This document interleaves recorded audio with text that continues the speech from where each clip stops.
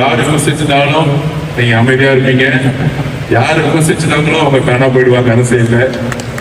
அதே மாதிரி எங்களுடைய தலைவர் CM விஜய் அவர்களை யாரு விமர்சிச்சாலும் அவங்க அமைதியா இருப்பாரு. யாரு விமர்சிச்சிருந்தாங்களோ அவங்க காணா போயிடுவாங்க, யாரு விமர்சிச்சிருந்தாங்களோ அவங்க காணா போயிடுவாங்க.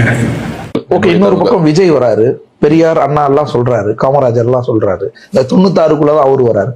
அப்ப அவருக்கான ஸ்பேஸ் ஸ்கோப் இல்ல. இந்த விவாதமே தவறுன்னு நான் நினைக்கிறேன். நீங்க ஒண்ணு புரிஞ்சுக்கணும். எம்ஜிஆர் அவர்கள் 1953 திமுக சேர்ந்தவர். அவரு எத்தனை எலெக்ஷனை ஃபேஸ் பண்ணிருப்பாரு. 57 எலெக்ஷன் ஆகட்டும், நடுவில் நடந்த லோக்சபா எலெக்ஷன் ஆகட்டும், அதுக்கப்புறம் நடந்த 62, 67 எலெக்ஷன் வரைக்கும் திமுக கேண்டிடேட்டா இருந்து ஒர்க் பண்ணவர். தேர்தல் அரசியல் அவர் ஒர்க் பண்ணிருக்கிறாரு. அவரு தனி கட்சியை உருவாக்கும் பொழுது திமுகவில் இருக்க பாதி தோழர்கள் சேர்ந்து கட்சி எலெக்ஷன் பாலிடிக்ஸ் 20 வருஷமா கத்துக்கிட்டவங்க சேர்ந்ததுனாலதான் அவரால் வர முடியல. இது சினிமா அல்ல. நீங்க ஷூட்டிங் போனவொடனே ஸ்கிரிப்ட் கொடுக்கறதுக்கு, நீங்க ஃபீல்டுக்கு வந்தவொடனே உங்களுடைய கவர்ச்சி போயிடும். ஒரு தலைவரை சூஸ் பண்ணோம்னா அதுக்கான பயணம் மிகப்பெரிய நெடு பயணங்கிறது மக்கள் புரிஞ்சிருக்காங்க. இங்க அப்படி கவர்ச்சியை வச்சு மட்டும் ஒருத்தர் ஆட்சியை பிடிக்க முடியாது.